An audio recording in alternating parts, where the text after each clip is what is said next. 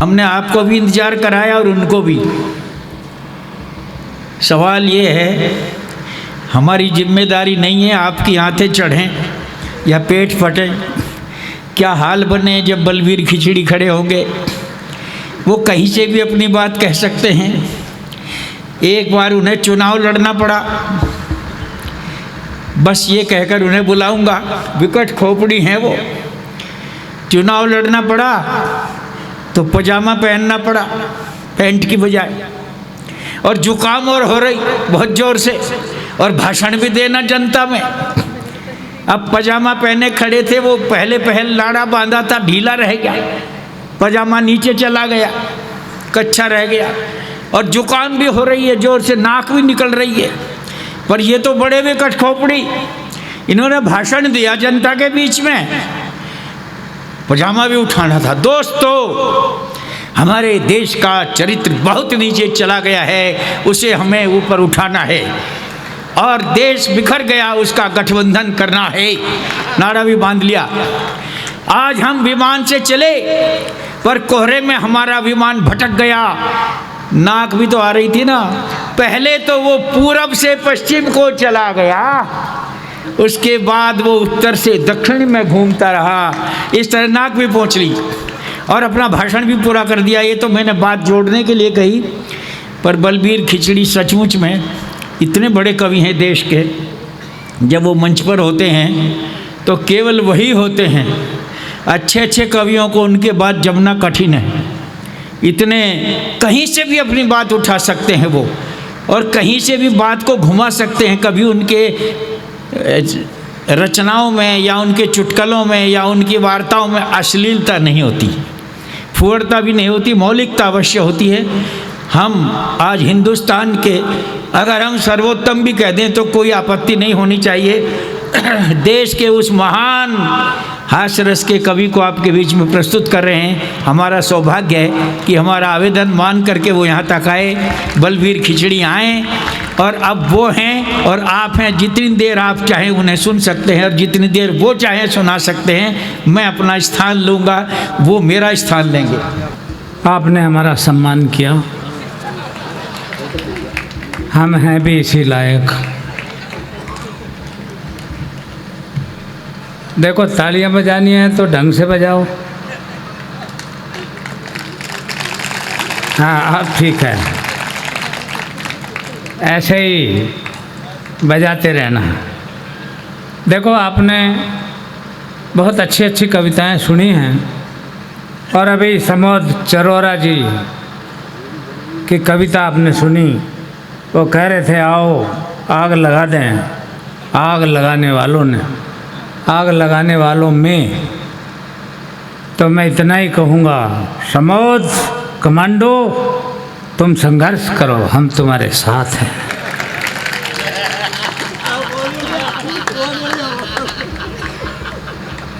देखो, हम क्या कर सकते हैं।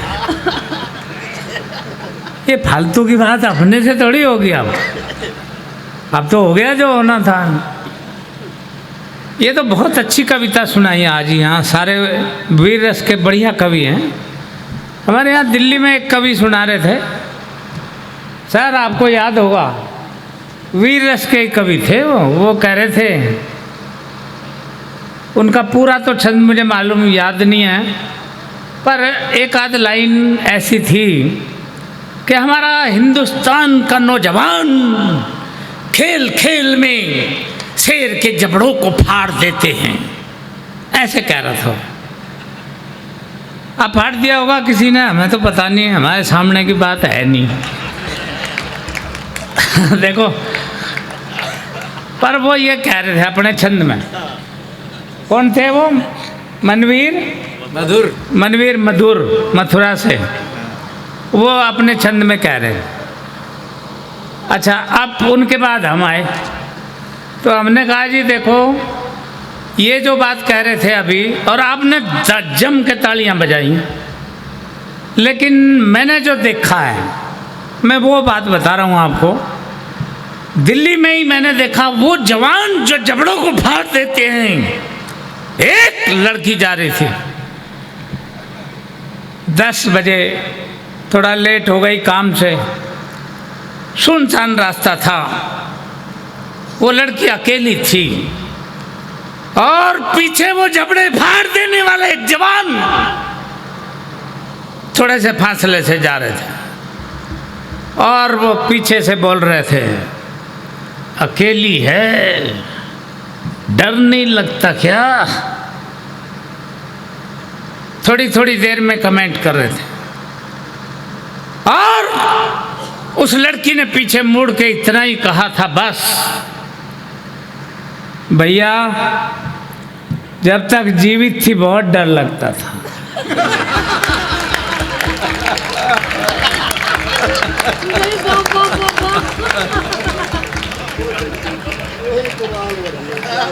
अब नहीं डर लगता है। वो दोनों सर पे पांव रख के पता नहीं कहाँ गायब हो गए। जबड़ों को फाड़ देने वाले जवान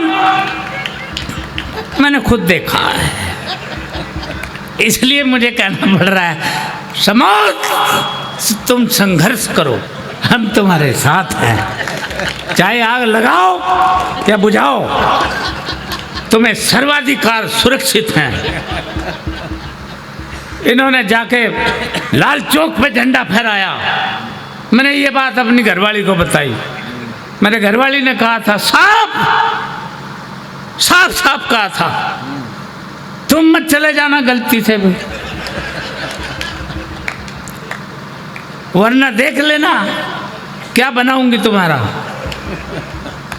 देखो कई लोग परेशान होते हैं, लाइंस वालों, कई लोग परेशान होते हैं और हमसे पूछते हैं समाधान।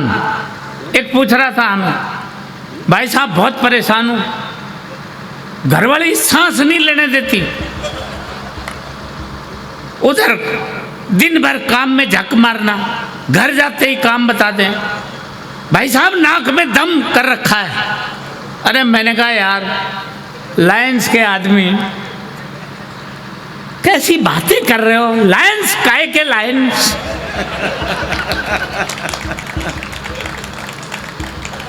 और देखो मैं इसलिए कह ही रहा हूं, बस अब आप सब गवाह हैं ना, आप सब संभाल लेंगे। हमारे लायंस अध्यक्ष रिंकू मेहता जी, देखो आप ही ने बताया था, अब मुकर नहीं जाना, आप ही ने बताया था कि वो बहुत डरते हैं घरवाली से। तब मुझे नहीं पता भाई साहब, यहीं के लोग बता रहे हैं सब। मैं तो इतना ही कहता हूँ, बस फार्मूला दिमाग से लो काम, फिर आराम ही आराम। भाई मुझे नहीं कुछ भी काम बताती घरवाली, कभी भी नहीं बताती, बल्कि मैं जब भी कहूँ, देखो जब भी कहूँ ये मैं कर लूँ, तो वो कहते तुम तो बस रहने दो। क्यों? देखो मुझे एक बार कहा था उन्होंने कि जाओ ये अनाज लेके जाओ, चक्की पे पिसने के लिए रख के आओ। मैं लेके गया, रख आया, आ गया। फिर उन्होंने कहा, अगले दिन कहा, हड़ा तो देख आओ। मैं गया, देख आया। फिर पूछा, पिसानी क्या, बिजली नहीं आई थी क्या? मैंने कहा बिजली आई होगी, तो पिसानी, मैंने पिसाई रखा। तो लाए क्यों नहीं? तो तुमने कब कहा था? तुमने यही कहा था हाड़ा देखाओ, तो मैं देख आया। मैं तो आज्ञाकारी पति हूँ। अब मैंने कहा अब ले आओ, तब से कहती है तुम तो बस रह नहीं दो। देखो एक दिन कहा था, तुम बैठे बैठे अखबार में अखबार चाटते रहते हो, ये कपड़े प्रेस नहीं कर सकते? मैंने कहा लाओ डार्लिंग, मैं करता हूँ। मैंने उनकी साड़ी उठाई, उस पर प्रेस रख दी, और मोबाइल, और उधर धुआं उठ गया। तब से मैं रोज बोलता हूँ, मैं प्रेस कर दूं क्या? वो क्या बोलते हैं, तुम तो बस रह नहीं दो। देखो एक दिन बोला था कि जाओ एक पैकेट दूध लेके आओ। ठीक, मैंने कहा लाओ पैसे। उन्होंने 500 का नोट दिया, जाओ एक पैकेट दूध लेके आओ। मैं चला, आज्ञाकारी आदमी, मैं चला। वो पीछे से बोली सुनो, अगर वहाँ अंडे दिखाई दें तो 6 ले आना। मैं गया, 6 पैकेट दूध ला के रख दिए। देखते ही भिन्न आ गई, ये क्या, मैंने ये मंगाए थे। मैंने कहा याद करो तुमने क्या बोला था, दूध ले आओ, अगर वहाँ अंडे दिखाई दें तो 6 ले आना। तो अंडे दिखाई दिए थे तो मैं 6 ले आया। उस दिन के बाद बस यही बोलती है, हर काम को यही बोलती है, तुम तो बस रह नहीं दो। देखो दिमाग से काम करो, फार्मूला लेके जाओ, आपको कभी नहीं बोला जाएगा ढंग से करो तो सही। पर काम कैसे करते हैं कि देखो हमारे रिंकू मेहता जी लगे पड़े हैं, बस जरा कह दिया लगे पड़े कवियों के पीछे। मुझे तो घर तक फोन कर रहे हैं, रात को 11 बजे फोन कर रहे हैं, खिचड़ी क्या कर रहे हो? मैं अपने घर में जो कुछ कर सकता हूँ कर रहा हूँ, मैं तुम्हें क्या बताऊँ। लगे हो पीछे, तुम क्या कर रहे हो मैं तुमसे पूछ रहा हूँ क्या?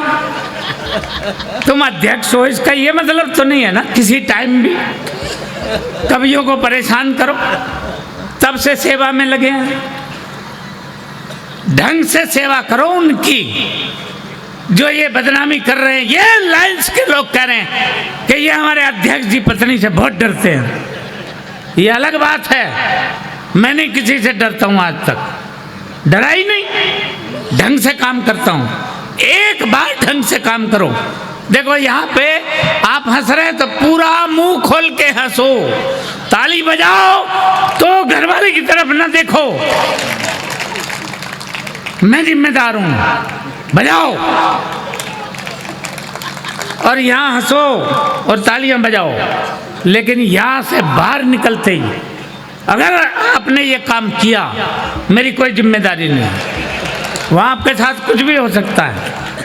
अगर आप चौराहे पर खड़े होकर यही काम करने लगे, खुल के हंसने लगे और तालियां बजाने लगे, तो आपको लोग अस्पताल पहुंचा देंगे। और कुछ ना हुआ तो यही कहेंगे ये कितना मूर्ख आदमी है।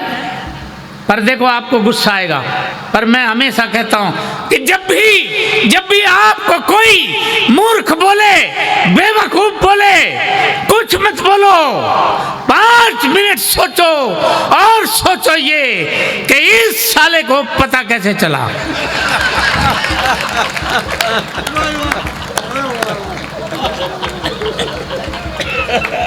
ये है दिमाग का काम। सर मैंने ठीक कहा? हाँ, और सुनो आगे, टिप्स लेके जाओ, टिप्स कि देखो गलतियां होती रहती हैं। आपने ये सुना होगा कि आदमी गलतियों का पुतला होता है, नहीं सुना? आदमी गलतियों का पुतला होता है, गलतियां तो होती रहती हैं। अब अगर जीवन में कभी कोई भी गलती हो जाए तो क्या करना चाहिए, ये टिप्स लेके जाओ। जब भी कोई गलती हो जाए, बहनों, डॉक्टरनी जी सुनो, जब भी कोई गलती हो जाए, और गलतियां होती है, जो आदमी करेगा उसी से गलती होगी, जो करेगा ही कुछ नहीं, कहाँ गलती होगी। जब भी कोई गलती हो जाए, जैसे सब्जी में ज़्यादा मिर्ची, अंदाजा ही तो होता है, ज़्यादा मिर्ची हो गई तो पति परमेश्वर क्या बोलेंगे, ये जहर बना के रख दिया, मार डालेगी मुझे, यही होगा ना।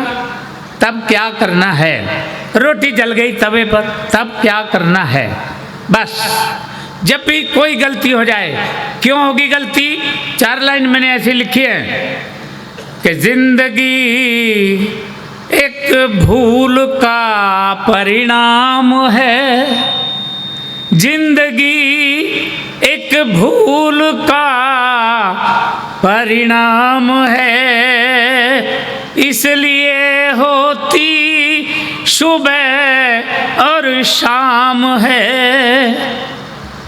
समझ में नहीं आ रही आपकी? जिंदगी एक भूल का परिणाम है। बताओ है कि नहीं? दिमाग का काम है ये। बताओ, जानबूझ के किसी ने आज तक किसी को पैदा किया हो तो लगाओ दिमाग। ये दिमाग का काम है। जिंदगी एक भूल का परिणाम है, इसलिए होती सुबह और शाम है।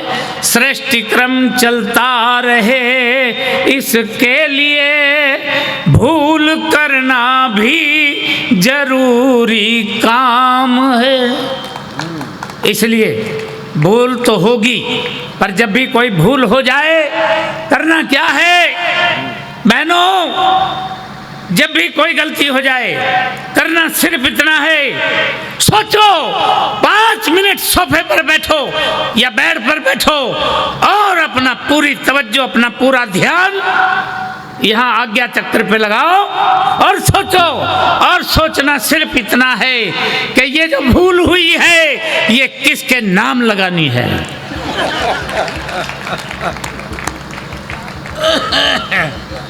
जब भी कोई भूल हो जाए, जैसे रोटी जल गई तो करना क्या है?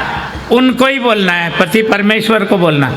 ये जब से ये आटा लाए हो ना, पता नहीं कहाँ से लाए उठा के, जब से ये आटा लाए हो ना तब से बराबर रोटियां जल रही हैं। और नहीं कर सकते तो ये करो, जब से ये गैस इस बार आई है ना, जब से तुमने ये गैस लगाई है, तुमसे आती नहीं लगानी, तब से बराबर रोटियां जल रही हैं।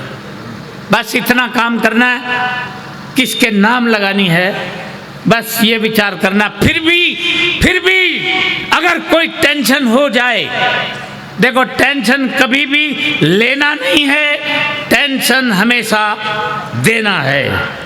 देने के तरीके मैं 2-4 टिप्स आपको देता हूँ। 2 लाल मिर्च अपने चूल्हे में झोंक दो। सुबह सुबह आप मॉर्निंग वॉक पे निकल जाओ,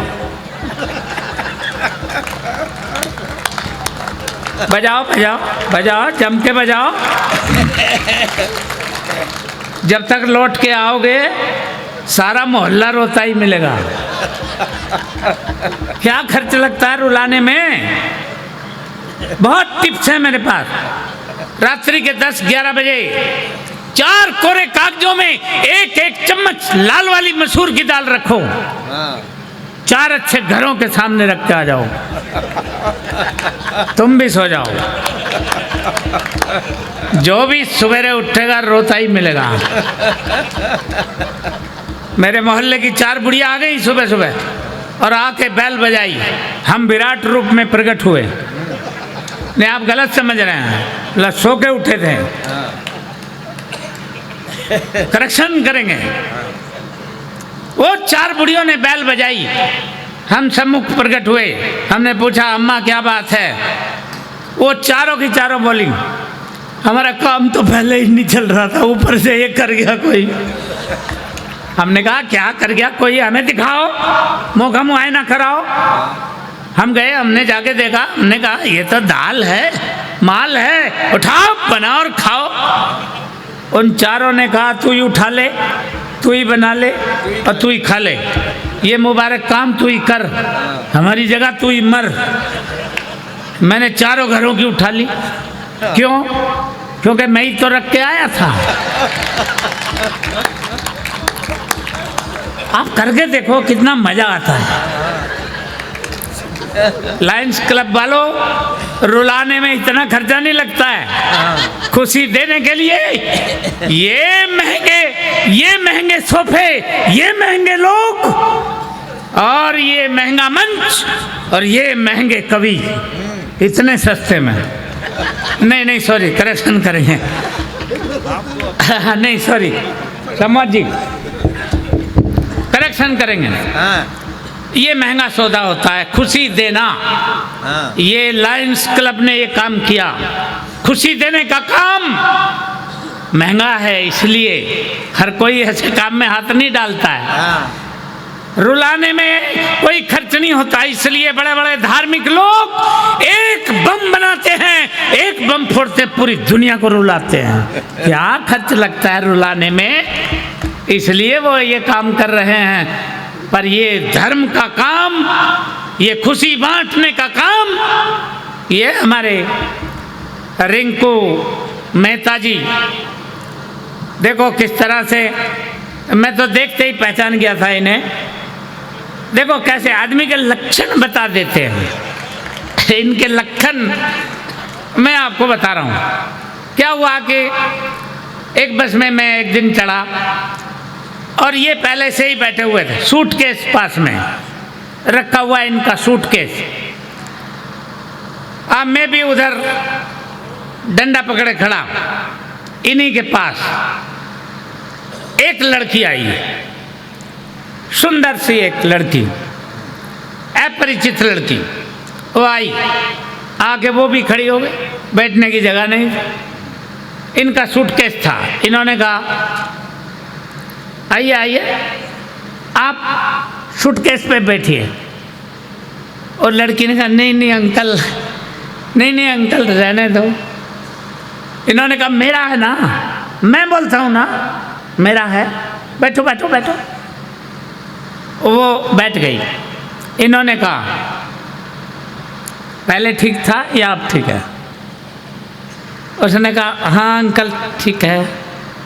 मैंने कहा सर आप आँखों के डॉक्टर हैं? इन्होंने कहा आप मेरे क्लिनिक पे आए कभी, आपको कैसे पता चला? मैंने कहा सर आपकी भाषा बता रही है, जब भी आप वो फ्रेम लगाकर उसमें कोई गिलास फंसाते हैं तभी पूछते हैं पहले ठीक था या ठीक है। क्या बात है, पहले ठीक था या अब ठीक है? क्या भैया, अरे इसमें तो एक पौवा भी नहीं आवे, क्या कर रही है भैया? ले जा देखो अठन्नी रख के गया। क्या कितना सम्मान है मेरा। खैर साल में आके भी कुछ भी फर्क नहीं पड़ा। अरे तेरे से तो रिंकू मेहता ही अच्छे हैं, सबको चश्मे लगा दिए। अगर उनके पास जूतों की दुकान होती तो जूते ही लगा देते, सबको पहनाते। लगाने का मतलब सबको पहनाते। चश्मे की दुकान है तो चश्मे लगा दिए सबको। खिचड़ी जी आपका चश्मे का नंबर गलत है, वे सोने की गिन्नी है दोनों। अच्छा तो मैं बाद में आपसे कर लूँगा हिसाब, आप उठा के रखो, बाद में करते हैं हिसाब किताब। एक तुम लेना एक मुझे दे देना, ठीक है सर? आप गवाह हैं सर, वो 2 बता रहे हैं, मुझे दिखता नहीं। वो रिंकू मेहता जी ने चश्मा ऐसा ही लगाया, तो वो जो भी होगा वो अध्यक्ष जी देख लेंगे। खैर मैं ये कहना चाहता हूँ कि कोई भी टेंशन कभी भी लेना नहीं है, सिर्फ देना है। और देने के लिए बहुत सारे फार्मूले हैं, छोटे छोटे बच्चे भी कर सकते हैं ये काम। बब्बल कम नाम की गोली 2 रुपया की आती है, लाओ खूब खाओ खूब चबाओ, और जब मुंह दुखने लगे पीछे से किसी की साड़ी पे किसी के कुर्ते पे चिपका दो धीरे से, कुर्ता फट जाएगा, साड़ी फट जाएगी, लेकिन छूटेगा नहीं। हो गई टेंशन। टेंशन देने के एक से एक नायाब फार्मूले मेरे पास हैं। मैं पहले यही काम करता था। नहीं सॉरी, मैं नहीं करता था, ये समोद जी ये काम करते रहे पहले से। इन्होंने बहुत टेंशन दी है पाकिस्तानियों को, वो खुद बता के गए। हाँ भाई अकेले नहीं, अच्छा नहीं लग रहा बिल्कुल भी। भाई बजाओ तो फिर ढंग से बजाओ। हाँ अब ठीक है, अब आगे बढ़ते हैं। टेंशन अगर कोई आ ही पड़े तो क्या करना है?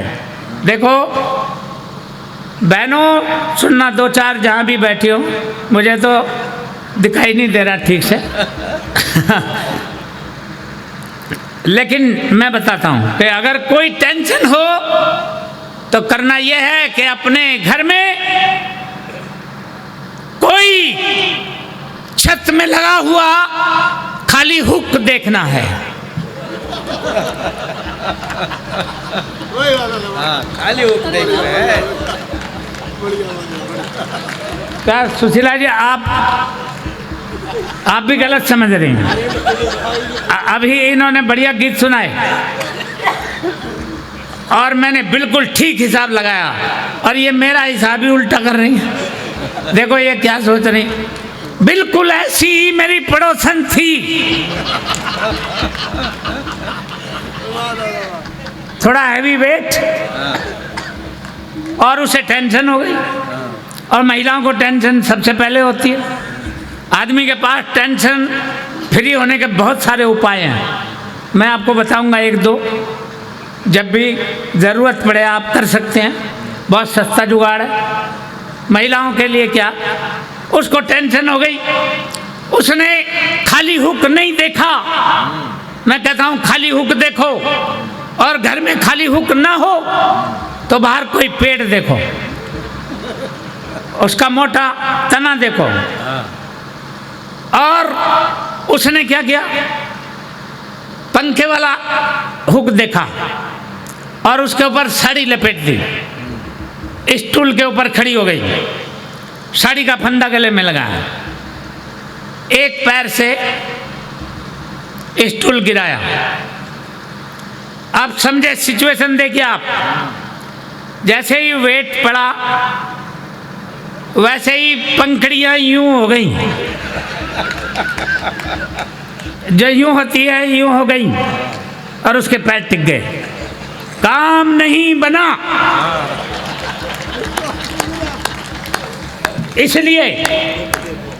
इसलिए सुझाव यह है कि पंखे वाला हुक नहीं देखना है, खाली हुक देखना है, उसमें साड़ी नहीं लपेटनी है। एक मोटी रस्सी लेनी है, मोटी रस्सी डालो, उसका फंदा बनाओ। फंदे दोनों सिरों में बनाने हैं, ये सावधानी रखनी है। दोनों सिरों में फंदे बनाकर दोनों फंदों को एक साथ जोड़ो और उनके ऊपर बैठो और बैठकर झूला झूलो।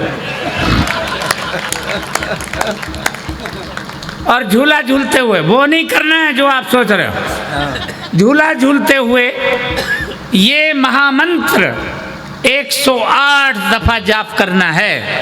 मन मन में ये जाप करना है। मंत्र मैं बताता हूँ, बहुत आसान लिखा मैंने, संस्कृत में नहीं लिखा है, बहुत आसान है। मंत्र है, मन मन में 108 दफा करना और झूले का आनंद लेना है। मंत्र याद करना मेरे साथ, आप सीख सकते हैं।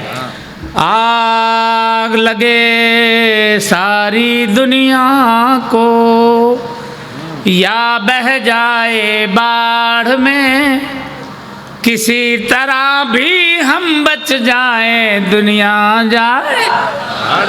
यस, आपको तो पहले से ही आता है, याद हो गया। यही मंत्र 108 दफा जाप करना है, आप टेंशन फ्री रहेंगे।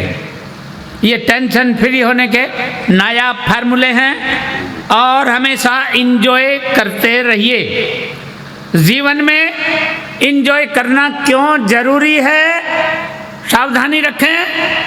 इंजॉय करना क्यों जरूरी है कि जब तक कोई भी मनुष्य इंजॉय करता रहेगा, उसे जीवन में कभी भी एंजियोग्राफी नहीं करानी पड़ेगी। बजाओ ताली, ये ताली बजाने वाली बात थी।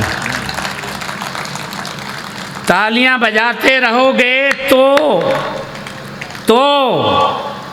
तो भी हार्ट अटैक नहीं होगा। क्यों? क्योंकि तालियां बजाने वालों को कभी देखा है हार्ट अटैक पड़ते हुए? जो जिस घर भी जाते हैं, आए जाते ही बजाते हैं, देखा कभी किसी को? नहीं, कभी भी उनकी एंजियोग्राफी नहीं होती है, क्योंकि वो निरंतर तालियां बजाते हैं। और एक टिप्स, एक सूत्र दे के जाता हूँ, कितना बड़ा टीवी हो पर उसका रिमोट इतना सा होता है, रिमोट ऑपरेट करता है। हमारी बॉडी कितनी भी हैवी वेट हो पर उसका रिमोट हमारे हाथों में परमात्मा ने हाथों में बनाया है। ये रिमोट दबाइए और स्वस्थ हो जाइए। अपने अच्छे स्वास्थ्य के लिए तालियां बजाइए और पूरा मुंह खोल के हंसिए, एंजॉय करिए, लाइफ को एंजॉय करना सीखिए। लायंस क्लब के मेंबर होकर भी अगर एंजॉय न किया तो लानत है उन पर जो नहीं हंसते हैं और एंजॉय नहीं करते हैं, उन पर लानत भेजिए। इसलिए कहता हूँ, इसलिए मेरी 4-4 लाइन बहुत माइंड का काम है सारा, इसलिए मैंने लिखा है, बहुत सोच समझ कर लिखा है। एक कविता सुनाता हूँ बहुत बढ़िया। हाँ सर, देखो इस मुद्दे पर किसी का ध्यान ही नहीं जा रहा है। समस्या कहाँ है ये सिर्फ मुझे मालूम है, क्योंकि मैं पढ़ा लिखा आदमी हूँ। मैंने बताया था आज दिन में भी, कई लोग मेरी कविताओं को सुनकर जानना चाहते हैं आप कितने पढ़े लिखे, तो बताना पड़ता है कि हम 10वीं क्लास में 3 बार नहीं फेल नहीं हुए थे सर। सर फेल होना एक सामान्य घटना है, फेल नहीं हुए थे, बल्कि हम 3 बार बड़े अच्छे नंबरों से फेल हुए थे। ये थी क्वालिटी, ये थी विशेषता। उसके बावजूद हमारे प्रिंसिपल सर ने हमारे सम्मुख बड़े आदर और सम्मान के साथ दोनों हाथ जोड़े थे। देखो हंसने की बात नहीं है, हाथ जोड़े थे। देखो हाथ भी 2-3 तरह से जोड़े जाते हैं, एक तो यूं जोड़े जाते हैं और जैन धर्म में यूं जोड़े जाते हैं, उन्होंने यूं नहीं जोड़े थे। प्रिंसिपल सर ने स्वयं हाथ जोड़कर, ऐसे हाथ जोड़कर ऐसे निवेदन किया, हे महाप्रभु अब हम पर दया करो। तो बोलो हम क्या करते, उन पर दया करके ससम्मान अपने घर वापस आए थे। देखो आजकल के बच्चे स्कूल जाते हैं, आजकल के बच्चे स्कूल जाते हैं, school van, school rickshaw, school bus. जिन दिनों हम पढ़ते थे न वैन थी न बस न रिक्शा, फिर भी हम अपने स्कूल कभी पैदल नहीं जाते थे। फिर आप सोचे कि हम बाई एयर जाते थे? नहीं, कदापि नहीं। बल्कि होता यूँ था, हमारे हेडमास्टर साहब 4 जवान लड़के भेजते थे हमें आदर और सम्मान के साथ लिवा लाने के लिए। वो 4 जवान लड़के हमें खोजते हुए हमारे घर पे जाते, हम घर पे मिलते ही नहीं थे। क्यों? क्योंकि हम पैदाइशी प्रकृति प्रेमी थे। तो कहाँ मिलते? खेतों में, खलिहानों में, बागानों में या नदी किनारे। अगर कभी गलती से शहर में आ भी गए तो शहर की ऐतिहासिक इमारतों का अवलोकन करते हुए या तो अंदर या तो बाहर, जैसे रेलवे स्टेशन, पिक्चर हॉल, या तो अंदर या तो बाहर। और वो 4 जवान लड़के खोजते हुए वहीं पर जाते और बाअदब 2 हमारे पैर पकड़ते और 2 हाथ जमीन में पाँव नहीं लगने देते थे, सीधे स्कूल में लाके छोड़ते थे। स्कूल में भी हम किताब खोलकर नहीं देखते थे। क्यों? क्योंकि हम पैदाइशी योगाचार्य थे। ये बाबा रामदेव, ये फालतू बाबा अब योगा सिखा रहे हैं, हम तो पैदाइशी योगाचार्य थे। किंतु हमारा एक ही आसन, एक ही योगासन, प्रियासन, मुर्गासन, हम अपने कॉलेज टाइम में फुल टाइम मुर्गासन करते थे, जिसका लाभ हमें आज तक मिल रहा है। और मैं रिंकू मेहता जी को कहूँगा कि वो मुर्गासन सीखें, वो घर में भी बहुत काम आएगा। जब भी घर में उन्हें जब भी गुस्सा आए, कुछ मत बोलो, सीधे मुर्गासन करो,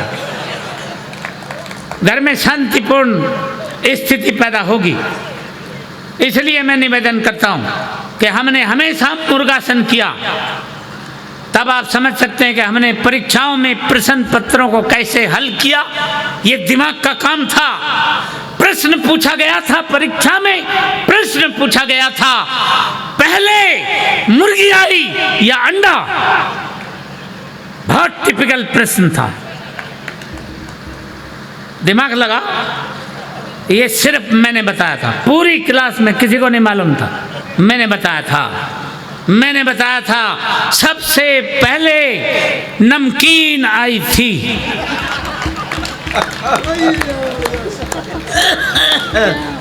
सर आप बताओ, अग्रिम पंक्ति में बैठे हुए सर बताओ, मैंने ठीक कहा? अच्छा सर आपको कैसे पता?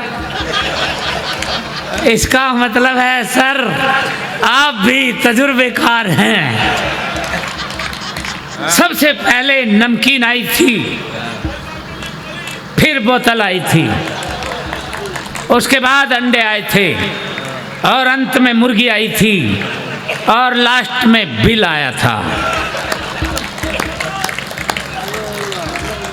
ये था दिमाग का काम। इतिहास का पेपर था और प्रश्न आया था। हमारे पुलिस अधिकारी गए क्या? चले गए? हैं जी? गए? अच्छा रहा, नहीं तो उनका सम्मान हो जाता। हाँ देखो, इतिहास का पेपर और प्रश्न आया था। अब लगाना दिमाग।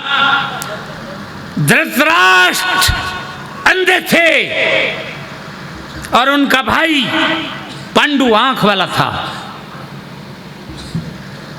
तब भी धृतराष्ट्र के पुत्र 100 लाइन्स वालों आप लगाओ दिमाग।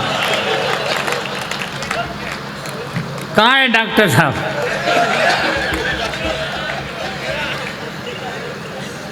ये है दिमाग का काम सर। पांडु के पुत्र 5 और धृतराष्ट्र के 100 कारण बताओ। किसी से नहीं बताया गया, मैंने बताया था। और देखो कारण ठीक बताया हो तो फिर देना ताली। मैंने बताया आंख वाले लोगों को और भी बहुत से काम करने पड़ते हैं।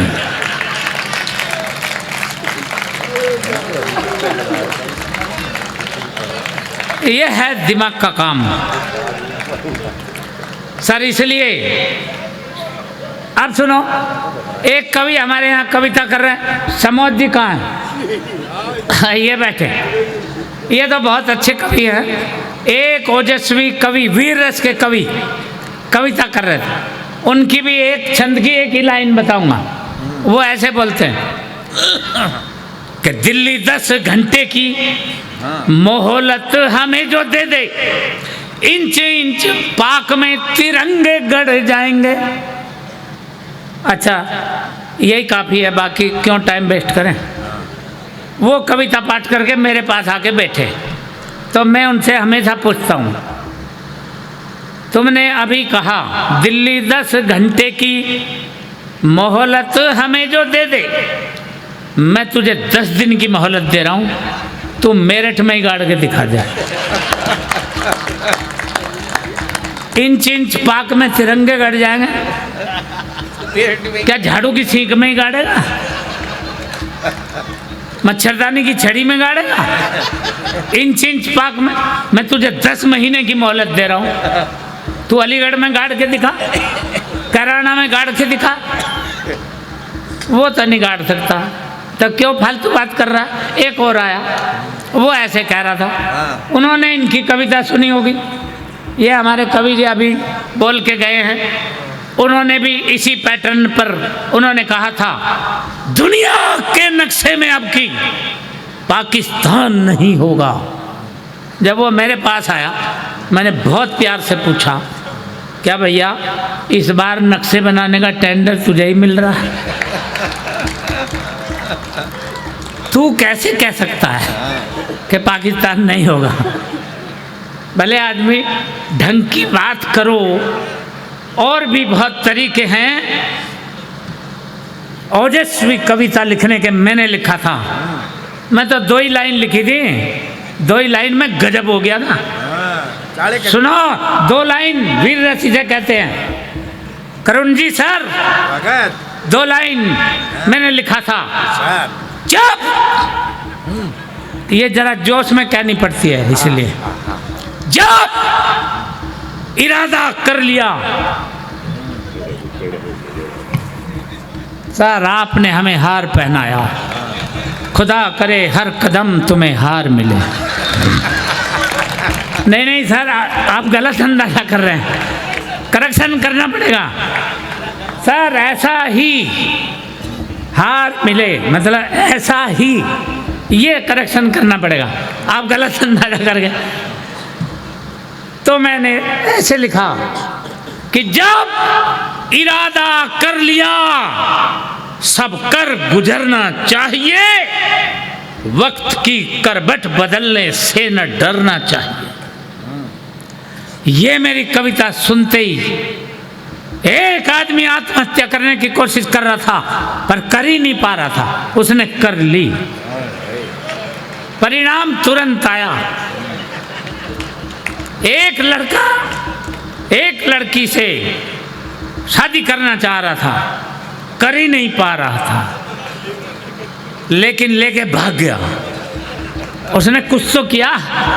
ये मेरी कविता के सकारात्मक प्रभाव थे, इसलिए मैंने ज़्यादा लिखा नहीं, मैंने कलम मोड़ दी। फिर अब मैंने जो लिखा वो देखना, लाइन्स वालों आप देखना मैंने क्या लिखा है। मूल समस्या पर चोट की है, अब देखना। ओरिजिनल कविता, नेचुरल सीन, और दिल्ली में कविता पैदा हुई है। मैं दिल्ली से बस में चढ़ा, आगे बढ़ा। क्या कहने?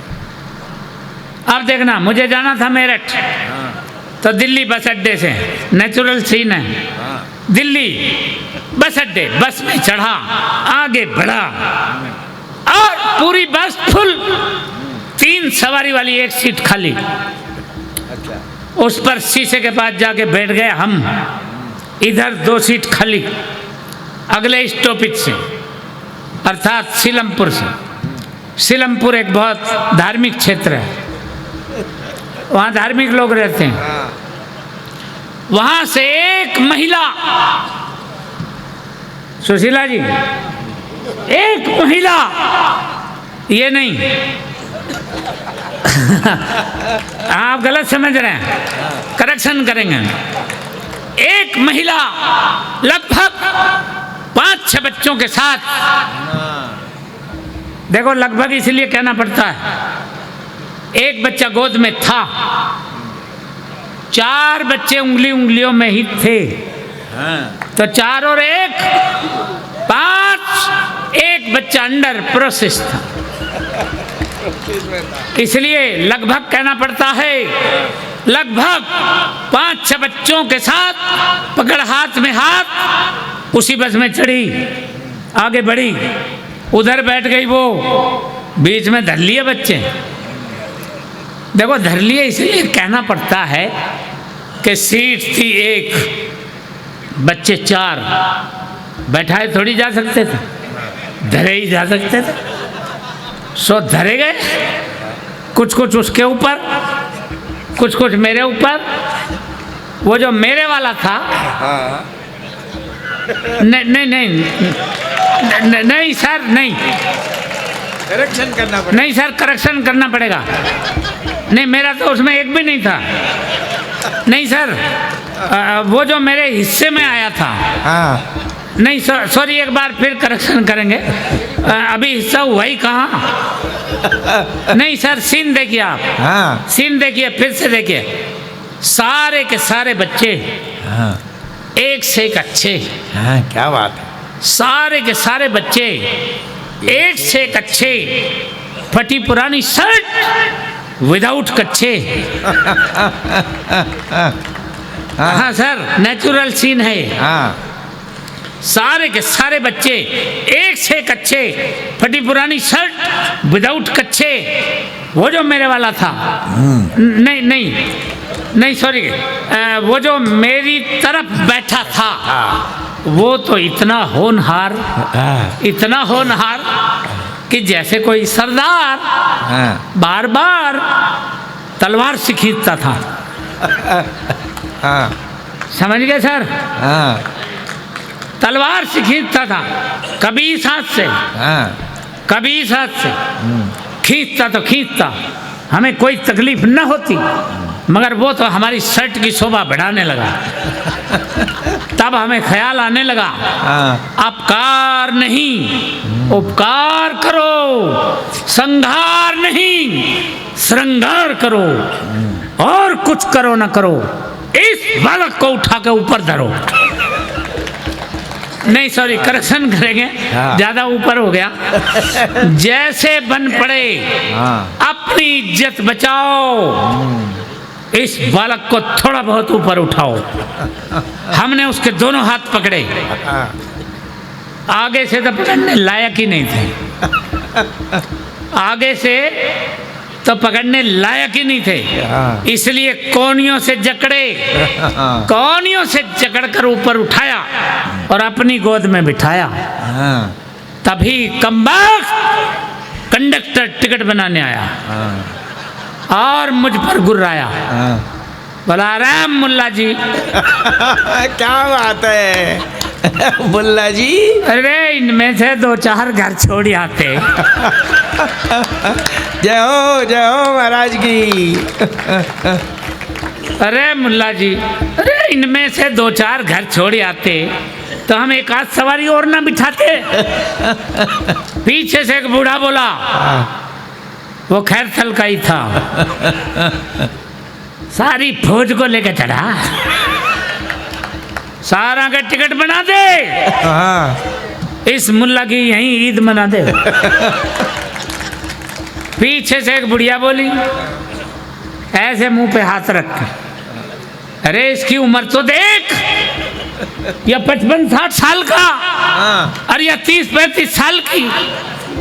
नहीं ये नहीं, सॉरी करेक्शन करेंगे, वो हाँ या 55-60 साल का और या 30-35 साल की, और लाइन लगा रखी है, अरे मार के छोड़ेगा इसे।